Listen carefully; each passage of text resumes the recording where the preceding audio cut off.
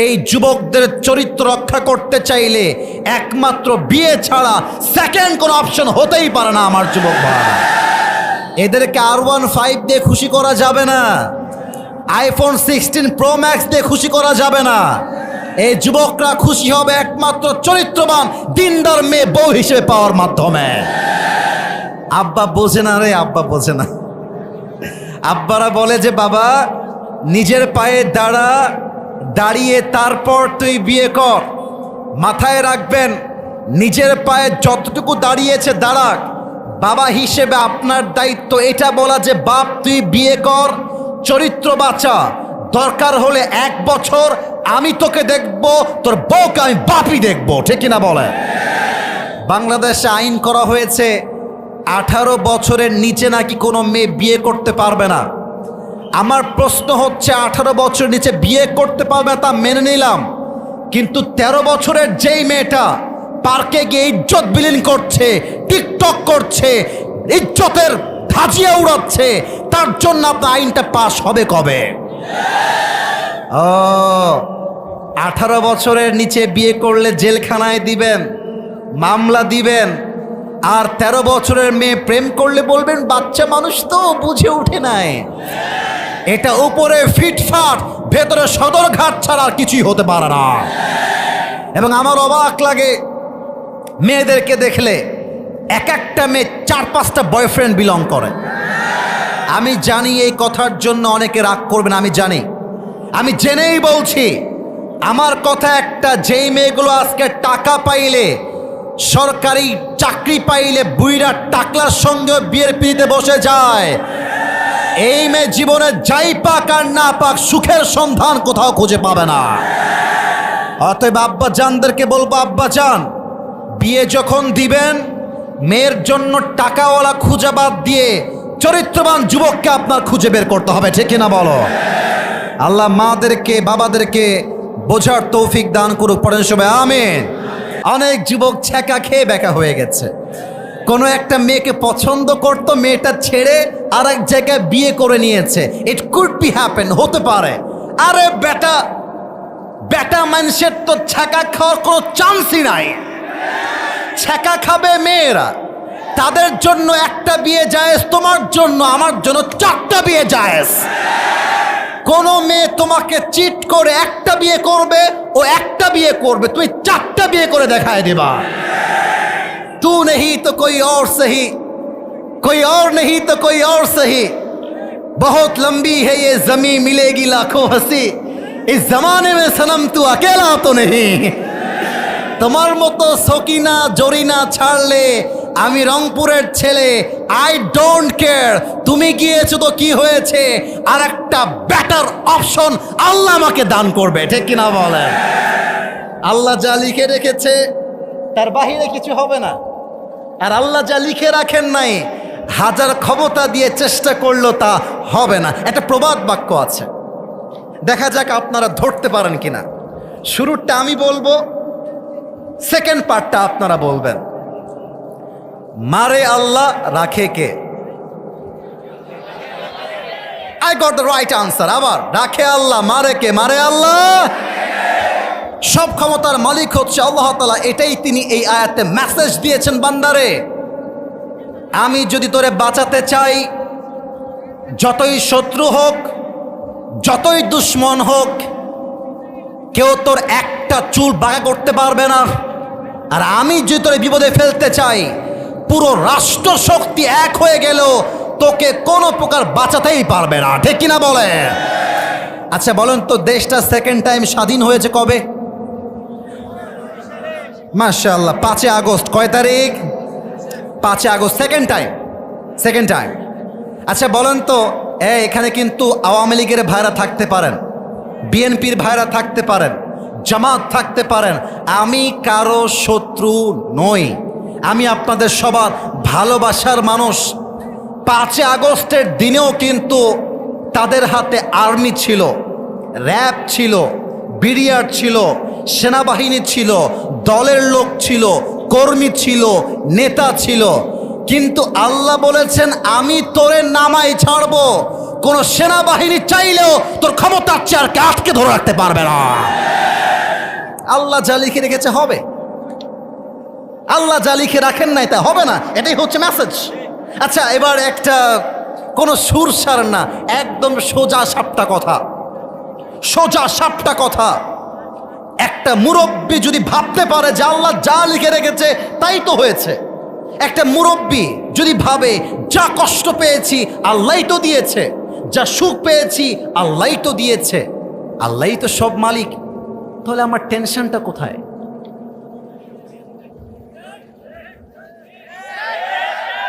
আমার অভিযোগটা কোথায় রে ভাই? সবই তো আল্লাহ করছে। এবার বলেন তো, যা কিছু হয় এটার পেছনে একটা কল্যাণ আমাদের জন্য রেখে দিয়েছে কে? তো ভালো হোক খারাপ হোক সব আল্লাহ করেছে, আমার কোনো অভিযোগ নেই। আমি তো বিশ্বাস করি আধারে ভয় পেও না, আলো আছে আড়ালে, অন্ধকার পালিয়ে যাবে তুমি উঠে দাঁড়ালে। এবার বলেন তো, আমাদের জাতির পিতার নাম কি ছিল? সন্দেহ আছে অনেকের মনে, মনে হয়। Okay, let me ask you the same question again. আবারও প্রশ্ন করছি, বলেন তো রংপুরের মিঠাপুকুরের ভাইয়ারা, আমাদের জাতির পিতার নাম কি? কোন ব্যক্তিকে জোর করে চাপাই দিলে জাতির পিতা হওয়া যায় না। জাতির পিতা হওয়ার জন্য বুকের তাজা রক্ত দিয়ে মানে পরীক্ষায় পাশ করতে হয়। ইব্রাহিম আলাইহিস সালামকে নমরুদ বলছে, ইব্রাহিম এই দেখ আগুনের কুণ্ডলী তোর সামনে, হয় আল্লাহকে ছাড় না হয় তোকে আমি আগুনে পুড়িয়ে মারব। ইব্রাহিম বলছে এক কথা, আমার জীবন যাবে, আমার ঈমান যাবে না। আমার বুকের তাজা রক্ত ঝরবে, আমার ঈমানে কোনো ত্রুটি আসতে দেওয়া যাবে না, ঠিক কিনা বলে? নমরুদ বলছে, এই শোনো, ইব্রাহিমকে এখনই আগুনে ফেলিয়ে দাও। এবার জিব্রাইল বলছে, ইব্রাহিম তুমি আমার কাছে সাহায্য চাও, আমি তোমাকে বাঁচায় দিব। ইব্রাহিম আলাইহিস সালাম বলছেন, আমি তো এমন কোন রবের ইবাদত করি না যেই রব তার বান্দার দুঃখ কষ্ট নিজের চোখেই দেখে না। হাসবুনাল্লাহু ওয়া নি'মাল ওয়াকিল, আমার রব আমার জন্য যথেষ্ট, তোমাকে আমার কোনো প্রয়োজন নেই। আগুনে যখন ফেলা হলো, আল্লাহ বললেন, কুলনা ইয়া নারু কুনি বারদাও ওয়া সালামান আলা ইব্রাহিম, হে আগুন আমার ইব্রাহিমের জন্য তুমি শান্তিদায়ক ঠান্ডা হয়ে যাও। যখন আগুনে নিক্ষেপ করা হলো, দেহের চামড়া অঙ্গ প্রত্যঙ্গ গলে পুড়ে ছারখার হয়ে যাওয়ার কথা, কিন্তু আল্লাহর আদেশ আগুন ইব্রাহিমের দেহের পোশাকটা পর্যন্ত স্পর্শ করতে পারে না। আল্লাহু আকবার। ইব্রাহিমকে আল্লাহ বাঁচাইছে, নমরুদ মারবে কেমন করে? আচ্ছা বলেন তো, বনি ইসরাইলের যে নবী ছিলেন সেই নবীর নাম কি ছিল? মূসা আলাইহিস সালাম। একটু বলেন না, আমার সাথে কথা বলেন, কি নাম ছিল সেই নবীর? নাম কি ছিল? মূসা আলাইহিস সালাম। আচ্ছা, আপনারা কক্সবাজার সমুদ্র সৈকত নাম শুনছেন না? এই ডানের ভাইয়েরা কথা বলেন নাই। আমি ওয়াচ করছি আপনাদের থেকে জানার জন্য নয়, আপনাদেরকে অ্যাক্টিভ রাখার জন্য। বাংলাদেশের কক্সবাজার নাম কি আমরা শুনেছি নাকি শুনি নাই? শুনবেন না কেন? আজকালকার কিছু মেয়েরা আইফোন 16 প্রো ম্যাক্স পাওয়ার জন্য কক্সবাজার পর্যন্ত চলে যায় যুবক ভাই। বুঝলে বুঝপাতা, না বুঝলে বিশাল সমুদ্র, নীল দরিয়া। মূসা আলাইহিস সালাম বসে আছেন তার জাতির সমস্ত লোকদেরকে নিয়ে। হঠাৎ করে ফেরাউন তার লস্কর বস্কর নিয়ে আক্রমণ করেছে। ডানেও শত্রু, বামেও শত্রু, পেছনেও শত্রু, সামনে হচ্ছে নীল দরিয়া, সমুদ্র সাগর। এবার বনি ইসরাইলের সমস্ত যুবকরা ডাক দিয়ে বলছে, ইয়া মূসা ইন্না লামুদরাকুন, হে মূসা আমরা তো পাকড়াও হয়ে গিয়েছি, চতুর্পাশ থেকে সরাসরি আক্রমণ, ডানেও শত্রু, বামেও শত্রু, পেছনেও শত্রু, পালাবার কোনো জায়গা নেই। হে মূসা আমরা তো পাকড়াও হয়ে গেলাম। মূসা বলছে, কাল্লা ইন্না মাইয়া রব্বি সায়াহদিন, কখনো নয়, আমার রব নিশ্চিত আমার জন্য রাস্তা খুলে দিবেন। আল্লাহ বলেন, এই মূসা তোমার হাত। মূসা বলছে এইটা আমার লাঠি। ফাওহাইনা ইলা মূসা আন ইদরিব বিআসাকাল বাহর।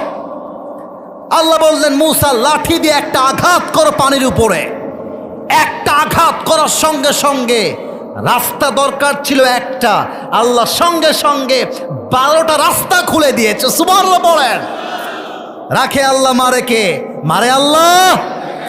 তাহলে বোঝা গেল whatever Allah subhanahu wa ta'ala has decided in life, it will must happen. যা লেখা আছে তা ঘটবে, আর যা আল্লাহ লিখে রাখেন নাই তা কখনো ঘটবে না। এটা অল অ্যাবাউট তাকদীর, এটা ভাগ্যের খেলা। তবে মাথায় রাখতে হবে, অনেক যুবক এখানে বসে আছে। এই যুবকরা, আমার কথায় রাগ করতে যেও না। আব্বাজান, আপনারা আমার কথায় রাগ করবেন না। একটা কথা এখন বলবো, যুবকদের বিপক্ষে যাবে, বাবাদের পক্ষে যাবে। তবে পক্ষপাতিত্ব করতে আমি আসি নাই, আমি এসেছি তোমার বন্ধ চোখকে খুলে দেওয়ার জন্য। অনেক যুবক আছে এখনো বাপের মাথায় কাঁঠাল ভেঙ্গে খায়। দেখছেন? ঠিক বলে নাই? আরে বলেন না সবাই, ঠিক আছে কিনা বলেন বলেন। আমার অ্যাটিটিউডটা কেমন জানো? আমি আমার অ্যাটিটিউড নিয়ে বলতেছি, ডোন্ট টেক ইট আদারওয়াইজ, খারাপ দিকে নেবেন না। আমার বয়স যখন 19, কত?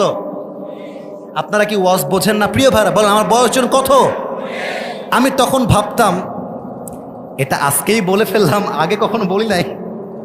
আমি 19 বছর বয়স থেকেই ভাবতাম যে জীবনে এমন কিছু আমাকে করতে হবে যে আমার বাপের মাধ্যমে আমার পরিচয় হবে না, আমার মাধ্যমে আমার বাপের পরিচয় হবে। এটাই তো সফলতা যুবক ভাই, আছে কিনা বলো? তো তুমি কেন তোমার মনটাকে ছোট করো? কেন তুমি অনেকটা ছোট চিন্তার মানুষ? স্বপ্ন বড় দেখতে হবে। যারা এই জীবনে বড় কিছু করেছে তাদের স্বপ্ন ছোট নয়, তাদের স্বপ্ন সবসময় বড়ই ছিল যুবক ভাই, আছে কিনা বলো?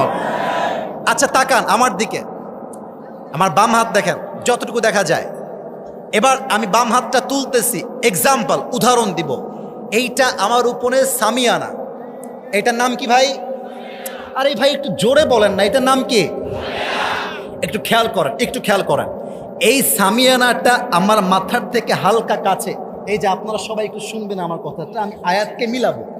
এটা কিন্তু আমার ধরা খুবই সহজ, তাই না? ওখান থেকে কিন্তু এখানে যদি আপনি লাভ দেন, আপনি ধরতে সহজে পারবেন না, কারণ এইটা অলরেডি অনেক উঁচুতে আছে।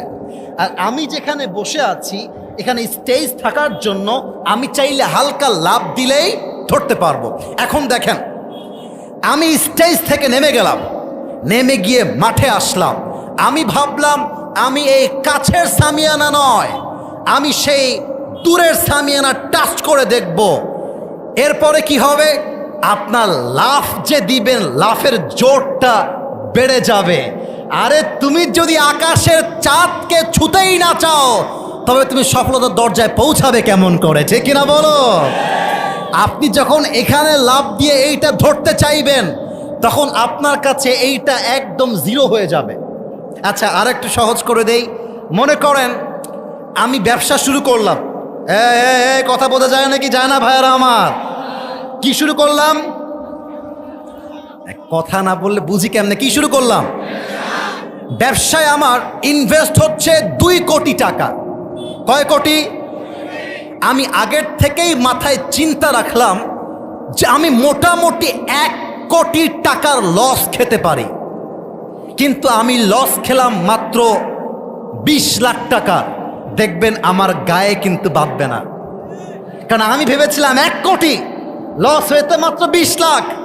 আরে তুমি স্বপ্ন রাখবা আমি সফল হব, জাস্ট বাংলাদেশে নয় পুরো বিশ্বে আমার সফলতা গুণগান চলবে, ঠিক কিনা বলেন?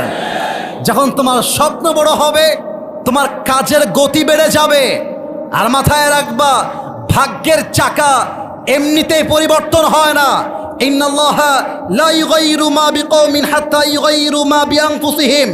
যতক্ষণ পর্যন্ত বান্দা তার জন্য চেষ্টা না করে, আল্লাহ ভাগ্যের চাকা পরিবর্তন করে না, ঠিক কিনা বলে? অতএব প্রথম আয়াতের শিক্ষা, যা কপালে লেখা আছে তাই হবে, যা লেখা নাই তা হবে না। অতএব আজ থেকে হতাশ হওয়ার কোনো কারণ নেই, ভয় পেও না, বুক চিরে দাঁড়িয়ে যাও, আল্লাহর ভরসায় সাহসটা বাড়াও, আল্লাহর নামে আগুন জ্বালাও বুকে, সত্যের পথে চলো, সাহস রাখো মুখে, থেমে গেলে চলবে না, রক্তে আগুন ধরাও, আল্লাহর সৈনিক তুমি, সেই পতাকা ওড়াও। আল্লাহ যখন পাশে কিসের এত ভয়, আল্লাহ যখন পাশে কিসের এত ভয়, আর তাওয়াক্কুল করো, কাছে আসবে বিজয়, ঠিক কিনা বলেন? অতএব কুল্লা ইউসিবানা ইল্লা মা কাতাবাল্লাহু লানা, যা ভাগ্যে আছে তার বাহিরে কিছু হবে না। 1 নম্বর আয়াত। আপনারা সবাই আল্লামা ইকবাল বিশ্বকবি নাম শুনেছেন? আল্লামা ইকবাল উনি একটা কবিতা লিখেছেন উর্দুতে। আমি এই আয়াতটাকে বোঝাবার জন্য জাস্ট শেয়ার করছি। উনি লেখেন, जो नसीब में है वो कभी छिन नहीं सकता और जो नहीं है वो कभी मिल नहीं सकता, जो चला गया उस पर सब्र आ जाएगा और जो आएगा उस पर शुक्र आ जाएगा। रब की फैसले अकल से तोले नहीं जाते, ये दिल के यकीन से समझे जाते हैं। जो बुरा वक्त है वो भी लिखा हुआ है, जो अच्छा वक्त है वो भी आने वाला है।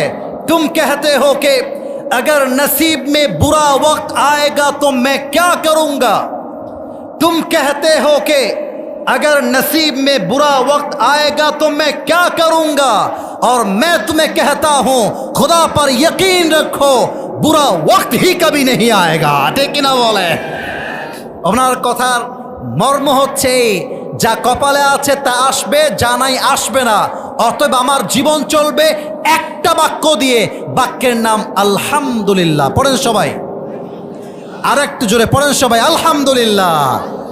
এবার সবাই 2 হাত তুলেন দেখি, সবাই 2 হাত, 2 হাত, 2 হাত সবাই। আপনাদের যে ধৈর্য, এটা ভাই তুলনাহীন ধৈর্য। তাকবীর দিব অ্যাক্টিভ করার জন্য, এটা কাজ দেন সবাই। ডানে আওয়াজ আসে না। নারে তাকবীর, নারে তাকবীর। হাত নামান। আমি জানি গরমে বড্ড কষ্ট হচ্ছে। এই দেখেন আমার ভেতরটা মনে হচ্ছে কলিজাটা আমার ছিঁড়ে বের হয়ে যাবে, এত কষ্ট হচ্ছে কথা বলতে আর কি, গরম তো।